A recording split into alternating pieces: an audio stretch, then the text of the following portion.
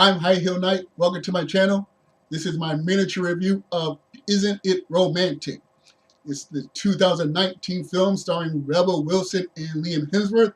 It has nothing to do with the 1948 movie of a similar name. The 1948 movie is called Isn't It Romantic with a question mark.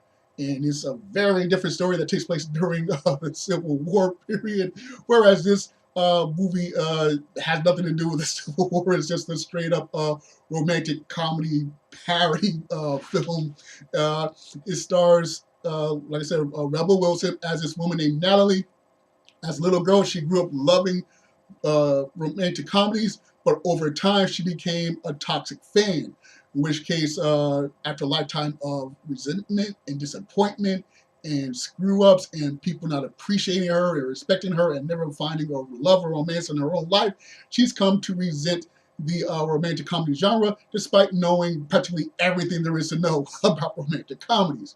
So one day, through a bizarre accident, she finds herself in a parallel world which is governed by romantic comedy rules, and she happens to be, surprisingly, the lead character. So every time she turns around, there's some guy who's super handsome and wants to start dating her. When she goes to her apartment, it's beautiful and immaculate, and there's all these type of designer clothes and designer heels, and I love seeing those designer heels, even though she doesn't get to wear them, and to give her a reason why the movie she doesn't wear them. So I was thinking, hey, this is a fantasy realm. Maybe as the lead character, you can wear these super high, pencil thin stilettos. Give it a try. It might work. So I was disappointed that she didn't at least try on the shoes or something. Maybe it's in the deleted scene. Anyway, and I definitely liked just hearing Liam Hemsworth natural Australian accent along with the Rebel Wilson's Australian accent. So it was just fun to hear these two Australian voices. I like the Australian accent, so that was fun. So yeah, I did enjoy this movie overall. Personally, I do not like romantic comedies as a genre. So when I heard about this movie, it's like, okay, yeah, I want to see this movie. And I was definitely overall enjoyed it. The only thing I can really say negative about it are two things. First of all, there's a montage in the movie that purposely doesn't happen. They bring up the topic, and I was like, oh yeah, I like that montage. I want to see that kind of montage. And they don't do it. They give a reason. It's a valid reason, but at the same time, just like with the high heels, like, hey man, I sort of want to see that montage. I actually like that kind of montage, but no, they don't do it. Another thing is, I was looking forward to seeing Rebel Wilson being the lead actress. Usually she's the supporting character and the folly to someone, like they say, the straight man and the comedy man, like Laura and Harley, and one guy does all the pratfalls and funnies and the certain whether otherwise, it's just full on straight and business and smart. So this was an opportunity for Rebel Wilson to be the lead actress, and she does it pretty good overall.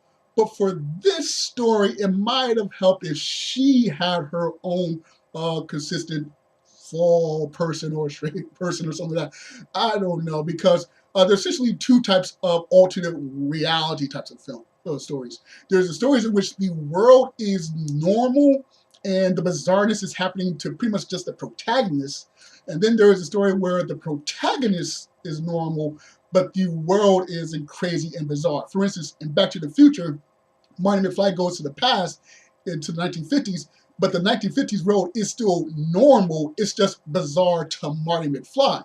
Whereas something like Alice in Wonderland, Alice is a normal little girl who winds up in this weird world full of talking, disappearing cats and chain-smoking caterpillars and homicidal queens that are, based on playing cards. So in this movie, Rebel Wilson has to carry this movie on her own, and I can compare it to Pleasantville and Delirious.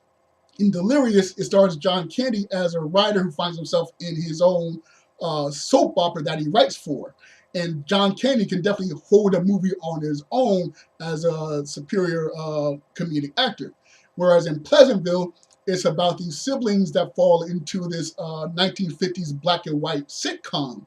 And it stars Reese Witherspoon as the sister of the siblings. And as excellent as Reese Witherspoon is, she probably wouldn't be able to handle a movie like that all on her own at that time. Today, sure, she probably can, but back then, it probably would have worked. You needed that brother, that other character, to help anchor the whole overall story. So this movie isn't romantic.